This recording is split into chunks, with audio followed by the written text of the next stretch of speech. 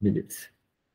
Bom, gente, então vamos dar sequência aqui aos nossos encontros, né?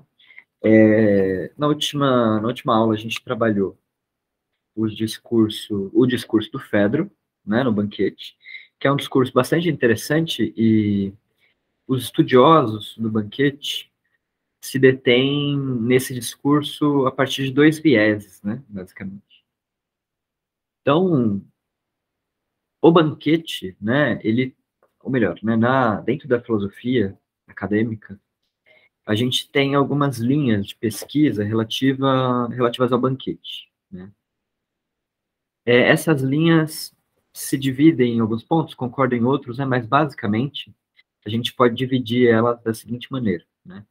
Aquelas que acham que todo o discurso não socrático do banquete, ou seja, tudo aquilo que o Fedro, que o Pausanias, que o Aristófanes falam, etc., são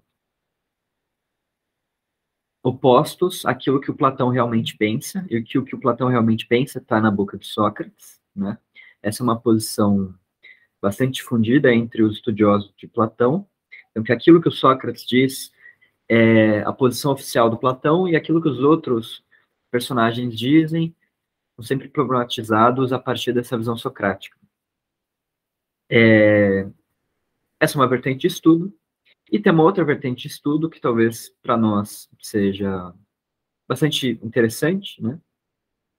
Que é considerar todos os discursos dos personagens e as suas relações entre si como constitutivas, né? Como contribuintes para a posição do Platão. Então, por exemplo, apesar do Fedro falar, por exemplo, que Eros é um deus, e Sócrates dizer que Eros é um daimon,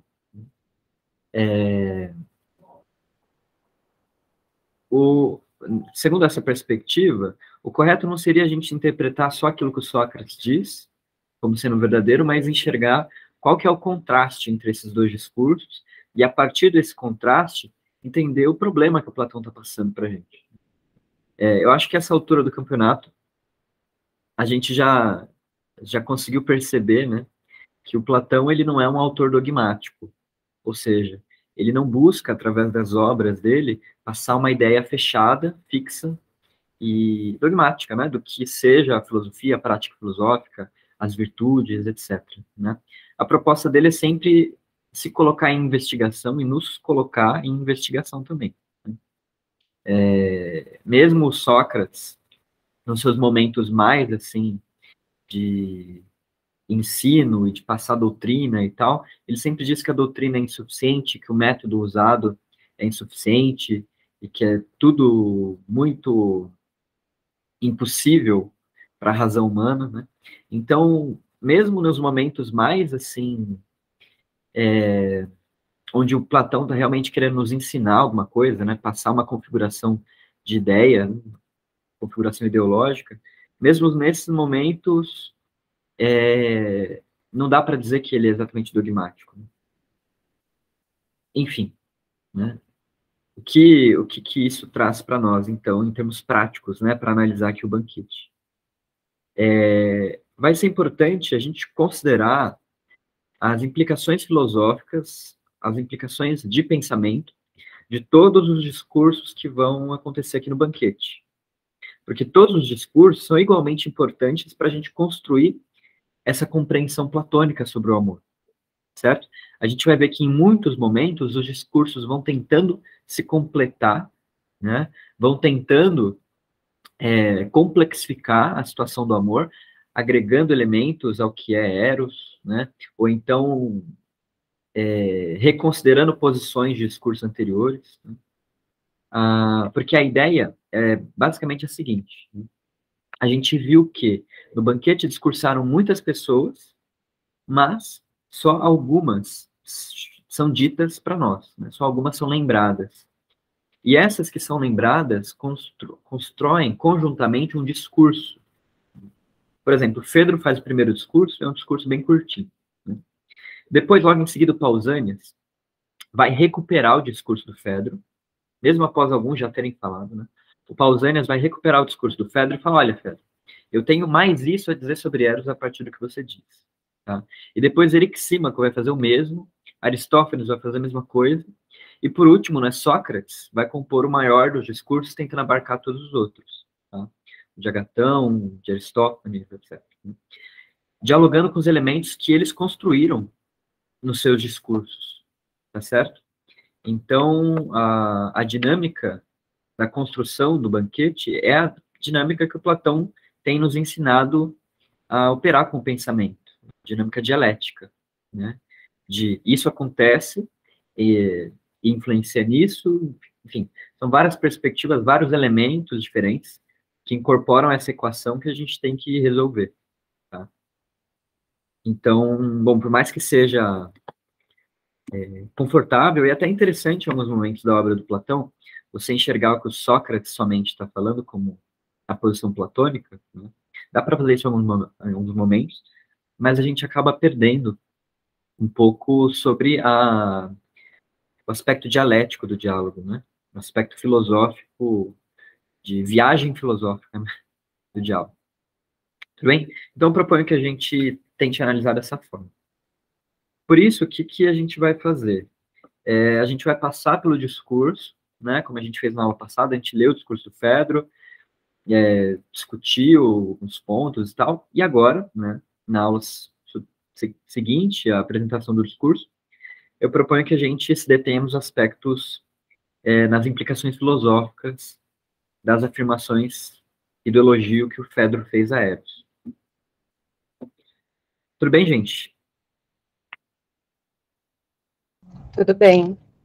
E aí, se vocês tiverem alguma questão, fique à vontade para me interromper. Tá bom? A gente repensa também esses métodos. Pois bem, então o Fedro ele inicia, né, com uma frase famosa, né, que o amor é o mais antigo dos deuses.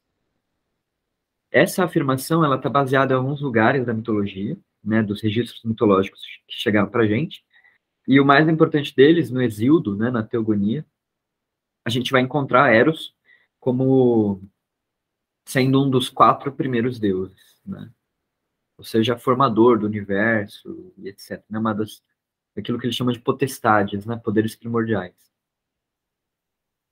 E por isso, então, ele seria o mais antigo dos deuses.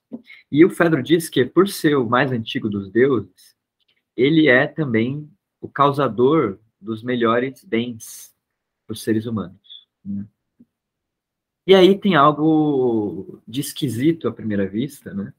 Porque aparentemente é um salto, não é que ele dá. O que tem a ver alguma coisa ser antiga no universo e ser melhor para os seres humanos, né? Não tem muito a ver, né? Porque as sociedades humanas, por exemplo, não funcionam exatamente de forma homogênea no mundo todo. Ou seja, você pega o comportamento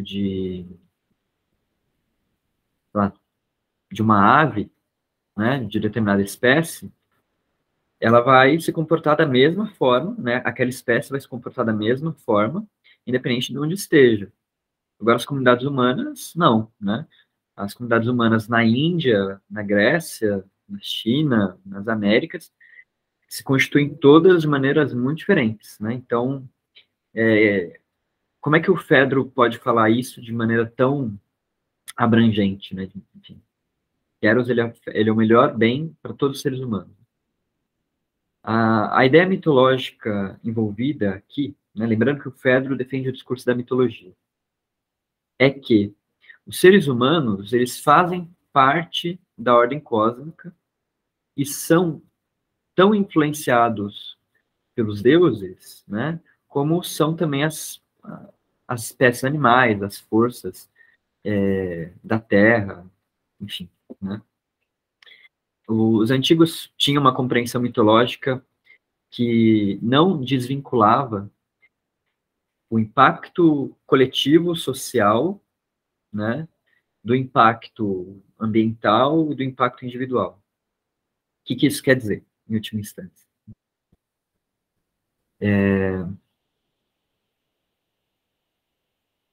Se a gente olhar para uma obra do Hesíodo chamada Trabalho dos Dias, a gente vai encontrar mais ou menos o seguinte lá.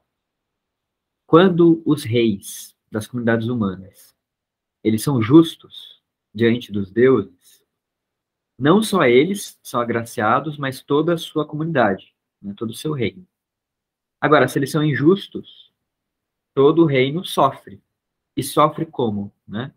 Com falta de comida, com intrigas, enfim. Ou seja, há uma correspondência imediata entre como as comunidades humanas se organizam, né, e a lei do mundo, e a lei cósmica.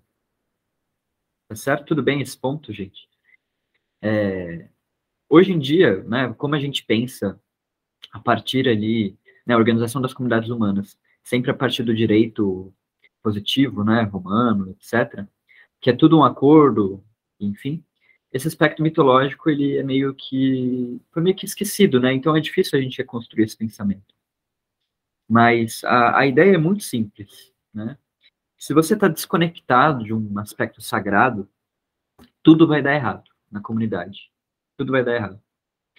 Se ocorre uma ofensa diante dos deuses, por exemplo, né, se alguém pratica um crime, por exemplo, toda a comunidade passa a sofrer, né? Por alguma força misteriosa, por algum castigo divino.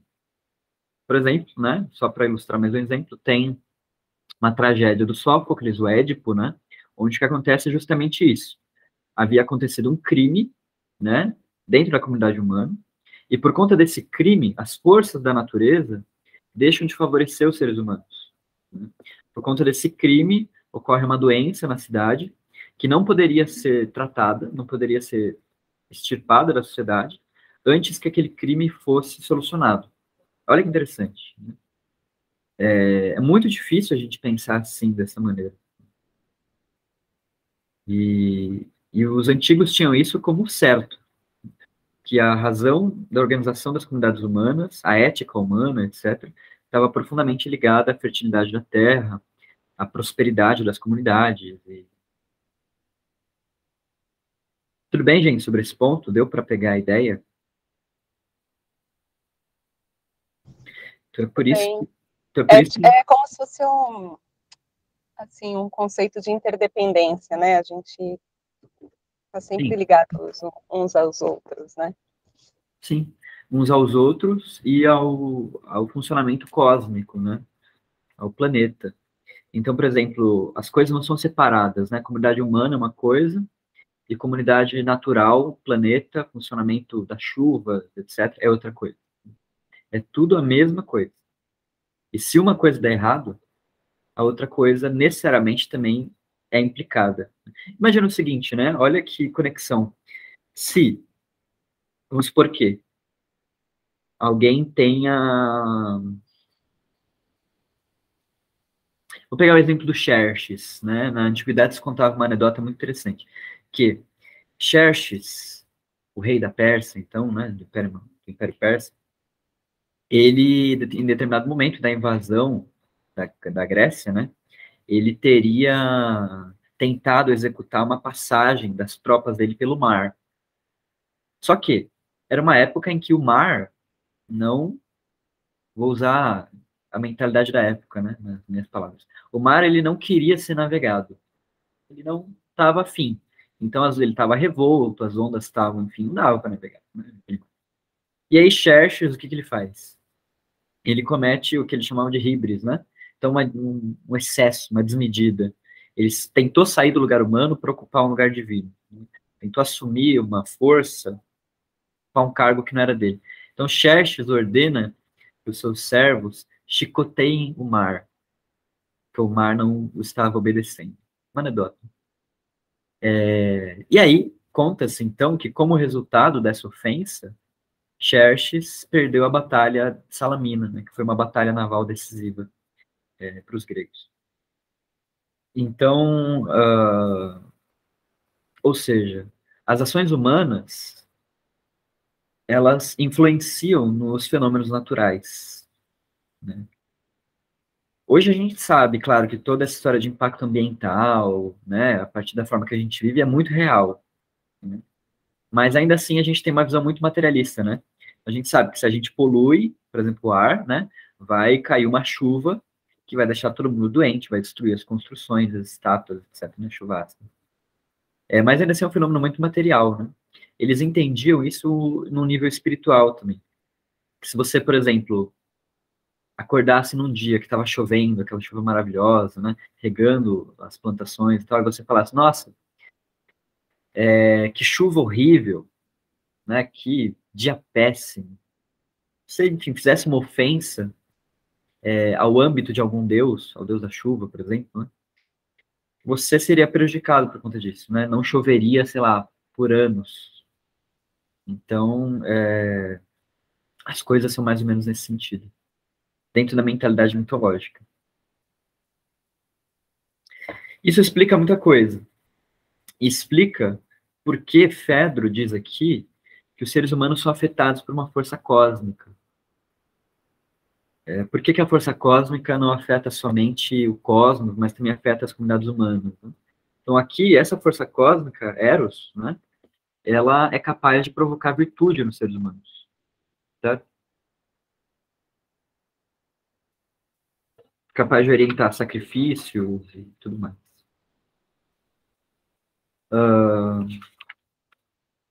Bom, esse é um ponto muito importante, né? E é por esse ponto que alguns estudiosos vão dizer que o discurso do Fedro é o discurso que mais se opõe ao discurso do Sócrates, tá? Porque a concepção mitológica do mundo vai ser desafiada pela filosofia quando Sócrates propõe uma metafísica do mundo. Isso a gente vai ver aos poucos. Bom, então essa é uma ideia importante para a gente implicar, né, na nossa interpretação. Outra ideia importante é a ideia do sacrifício do apaixonado. Aqui o Fedro ele tem uma compreensão interessante sobre os efeitos do amor nos seres humanos, né? Então, bom, para quem quiser ler, né, tem um textinho que eu deixei no Drive, que é inclusive da tradutora dessa edição aqui do Banquete, tá? A Irley Franco, e o texto chama O Sopro do Amor, e é uma análise do discurso do Fedro, né? Muito interessante, vale muito a pena ler, né? Ela disseca linha por linha o texto do Fedro. E aí, né, em determinada altura dessa tese dela, ela, ela diz que, né, os antigos eles tinham uma compreensão sobre a forma como eles eram afetados pelas forças cósmicas. E essa compreensão adivinha do seguinte, né? Eles imaginavam que quando uma força cósmica, um deus, como é Eros, né, afetava os seres humanos, essa afetação ela vinha na espécie de um ardor, espécie de um sopro, né? Como se o Deus realmente estivesse infundindo alguma coisa em nós, já colocando alguma coisa em nós, que alterasse o nosso funcionamento biológico, psicológico. Né? Por exemplo, na Ilíada, né, quando a deusa Atena quer inspirar o herói Diomedes a lutar e etc., ela insufla nele um ardor, né, uma vontade pelo combate, uma coragem desmedida. Isso faz com que, né, nas palavras ali do Homero, o Diomedes, inclusive, cresça em altura, em força, em beleza, né, em vigor. Então, por exemplo, ele meio que esquece o cansaço, né? Ele passa a ter, por algum tempo, atributos divinos, tá? Eros vai afetar os seres humanos mais ou menos da mesma maneira, tudo bem? Então, a diferença, né, da afetação de Atena, que é a deusa da guerra, para Eros, é que enquanto a deusa da guerra permite que Diomedes obtenha essa força e etc., para tirar uma vida, Eros vai nos infundir uma força para que nós tentemos salvar uma vida, né, criar uma vida. tudo bem? Então, é através de Eros, por exemplo, dessa, como o Fedro diz no diálogo do Fedro, no uma loucura amorosa, né? Que as pessoas elas vão aceitar morrer por amor. E esse é o grande ponto aqui do discurso do Fedro. Então, por exemplo, o Aquiles, a Alceste, né? Eles aceitaram morrer por um amor que eles sentiam.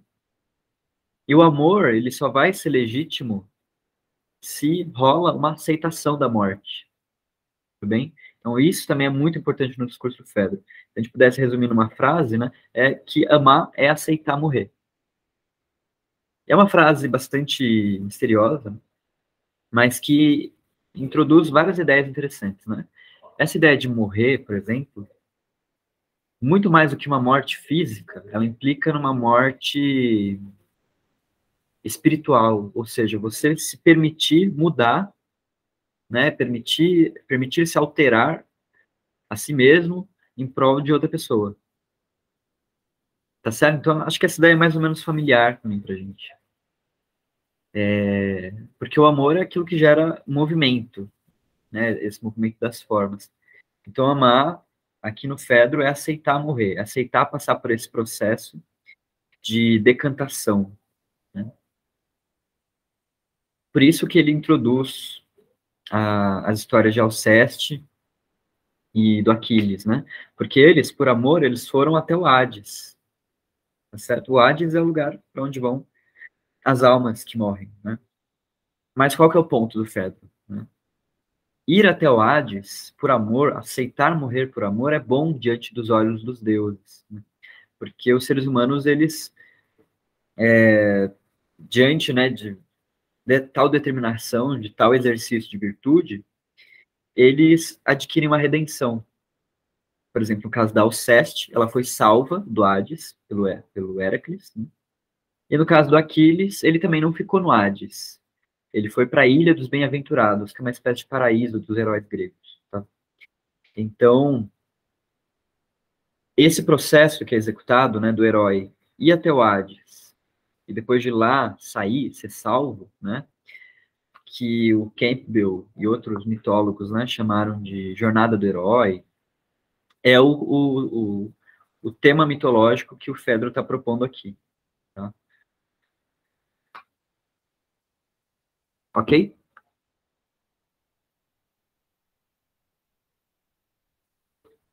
É por isso também, é por conta desse elemento, para produzir um contraste, né, com esse elemento, que ele introduz o exemplo do Orfeu também.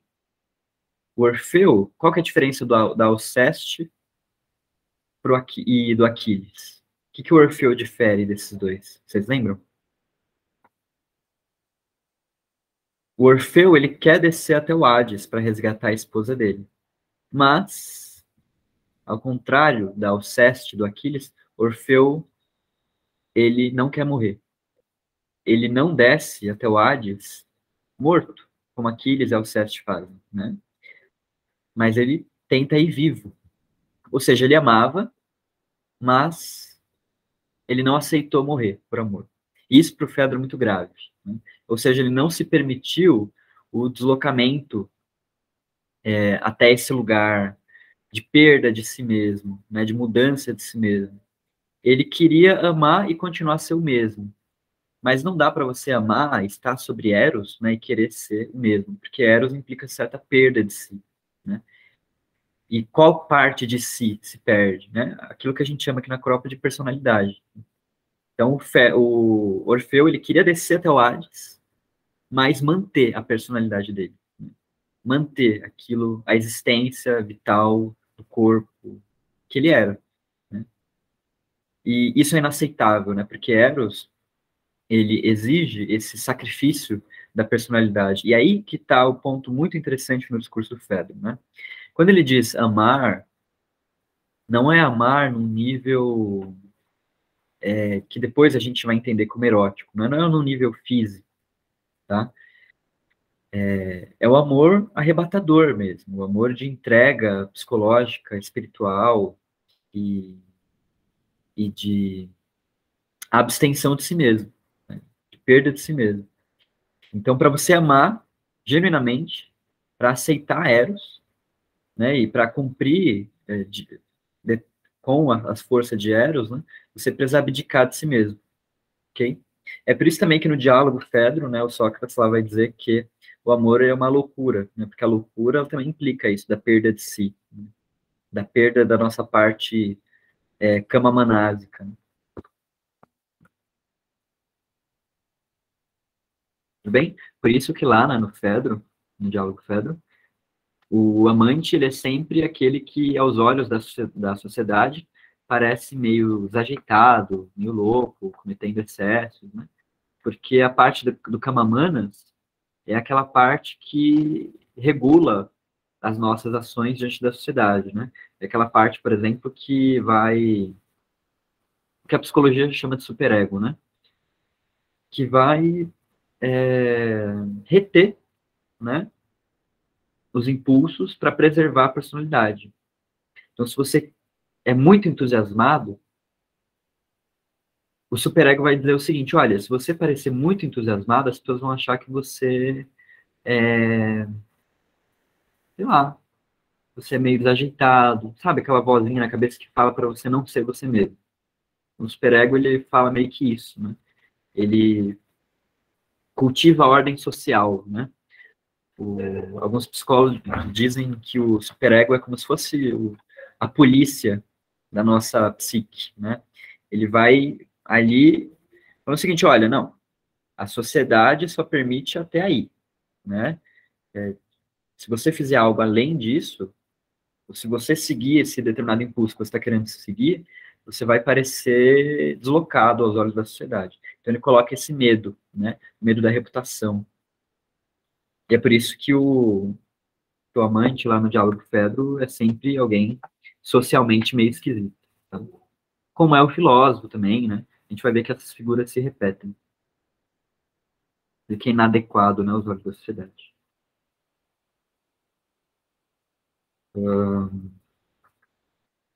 E ao contrário, então, né, do Aquiles e da Alceste, que obtiveram recompensas por ceder a Eros, né, Orfeu ele vai ser castigado por essa ofensa ao deus Eros. Porque deus Eros, então, haveria inspirado o Orfeu, só que ele não aceita as condições do deus, ou seja, de perder a si mesmo. E aí, por isso, toda ofensa diante de um deus, o que a gente falou, né, anteriormente, gera um castigo, né, gera uma reparação, ok? Para equilibrar a balança.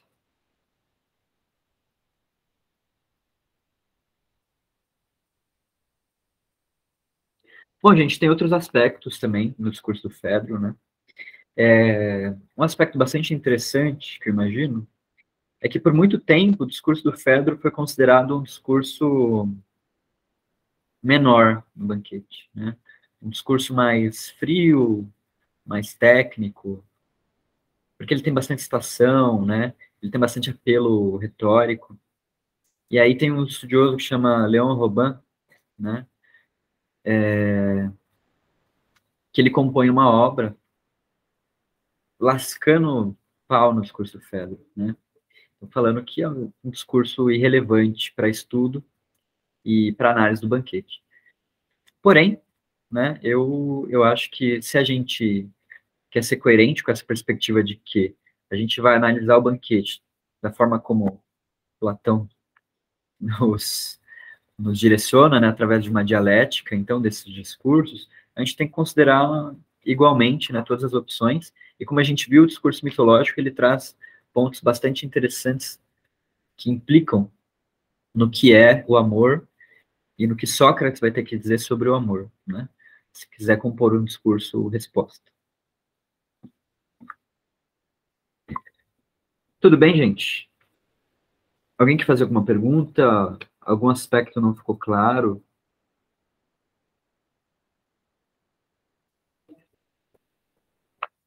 Eu tentei aqui fazer o meu melhor para expor esses pontos, mas o que eu aconselho mesmo, para que a gente entenda, é que vocês entrem em contato com mais obras da mitologia, né? Para se familiarizarem com essa dinâmica de pensamento, né?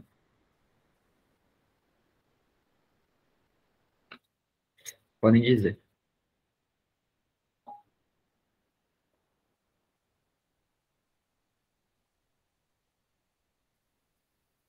Muito bom. Continuar refletindo sobre a sua explanação aí, muito boa aula, e nos leva, né, a grandes reflexões Então. quanto à qualidade, né, do rei. Nossa, me trouxe para a política atual, né, Sim, né? e Nossa, imagina, né? o quanto isso reflete, né, na população, e tão atual, né, Sim. incrível, né, que como essa sabedoria aí antiga, ela é atemporal mesmo, né, é para sempre. Então, exato, né?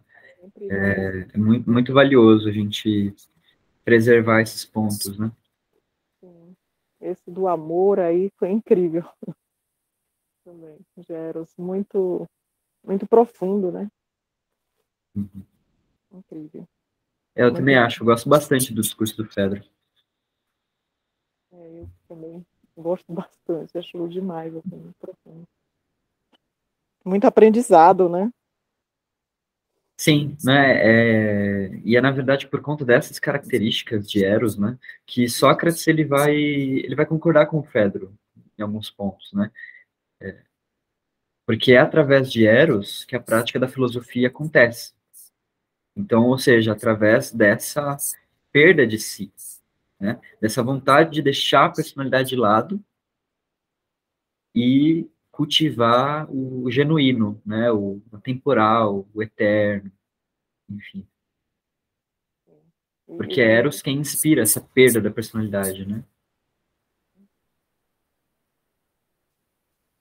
fazer também essa perda de uma forma assertiva, né?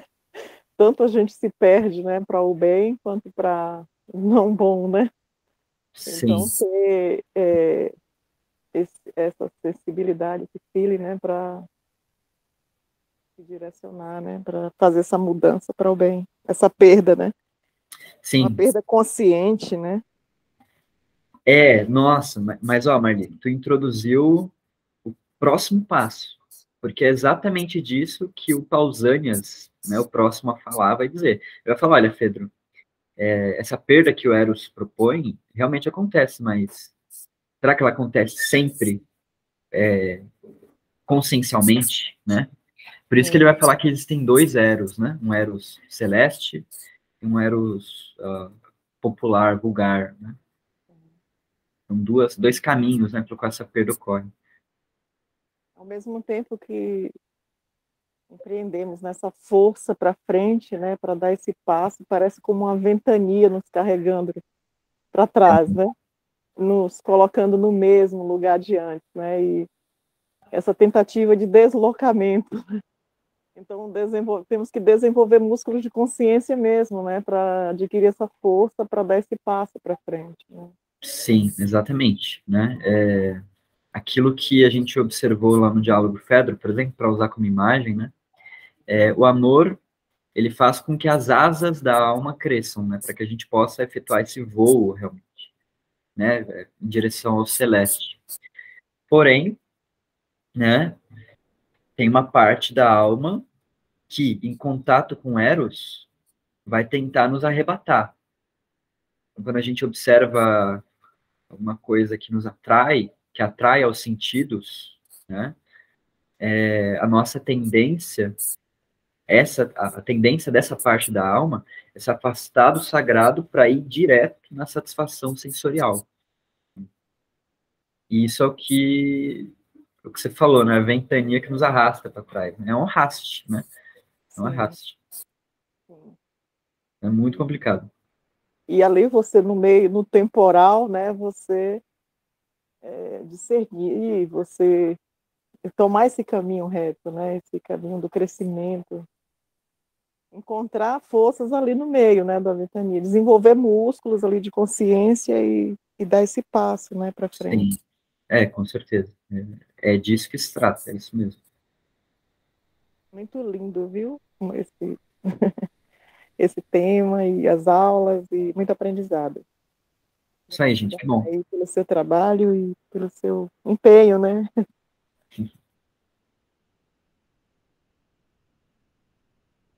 O que mais, gente, que a gente pode comentar? Eu fiquei pensando sobre isso, né? Porque assim, nós temos os hábitos, né, para satisfazer o nosso ego, né? E que a gente precisa adquirir novos hábitos, né? Só tirar acho que não adianta, tem que substituir mesmo, né? E isso é um esforço muito grande, né, para a gente.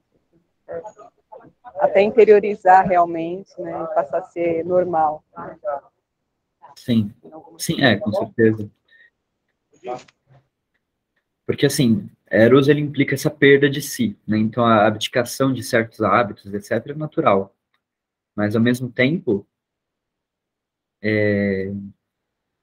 quando ocorre essa perda, então, quando você... Existe o Hades, né? Porque o Hades é esse lugar da perda, do escuro, do aprisionamento, né? Que é gerado pela ausência da sua vida anterior, ok? Então, quando as pessoas morrem, quando elas não têm mais o que elas tinham antes, elas vão para o Hades. E há uma concepção muito interessante do que é o Hades, né? Dentro ali dos estudos da mitologia. Eu recomendo, sobretudo, que vocês leiam um ensaio de um cara chamado Eudoro de Souza, ensaios mitológicos, alguma coisa assim. E vou deixar lá no Drive também. E ele diz o seguinte, olha, as pessoas acham que a gente só vai pro Hades, né? Que só se ia ao Hades quando morria. Mas a gente morre a todo momento, então a gente encontra o Hades em vida, né? Dentro da vida biológica, ou seja. E a gente, de vez em quando, tá nesse lugar. Só que o grande ponto é o seguinte, como é que se sai do Hades, né? Cultivando essas armas mágicas, né? Cultivando esses impulsos divinos. Então, por exemplo, a Alceste, ela sai do Hades pela virtude de ter morrido por amor. Então, por conta dessa virtude, por conta dessa aceitação do seu eu atemporal, né, ela encontra recursos para sair do Hades. Mesma coisa do Aquiles, né? Então, eu acho que um caminho, né, que leva a essa construção de novos hábitos e seguir a vida adiante, né? Como é que eu saio? Porque no fim das contas essa pergunta, né? Como é que eu construo novos hábitos? Como é que eu, né, conheço a mim mesmo, etc. É a pergunta que a mitologia faz do tipo, como é que eu saio do Hades? Como é que eu saio desse lugar de escuridão, de aprisionamento? Acho que a resposta é sempre a mesma, no fim das contas, né? O cultivo das armas mágicas que são as nossas virtudes, né? A descoberta de si mesmo, né? A aceitação da verdade, enfim, tudo aquilo que a gente aprende através do discipulado, imagino. Tipo, de boas amizades, etc.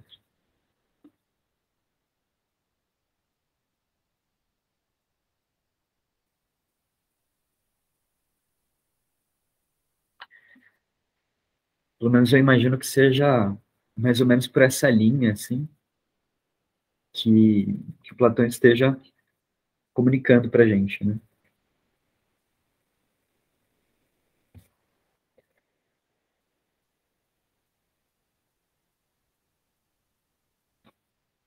Beleza, gente? Beleza, obrigada, viu? Muito bom. Bom, gente, então, imagino que seja mais ou menos por aí. Eu vou encerrar aqui a gravação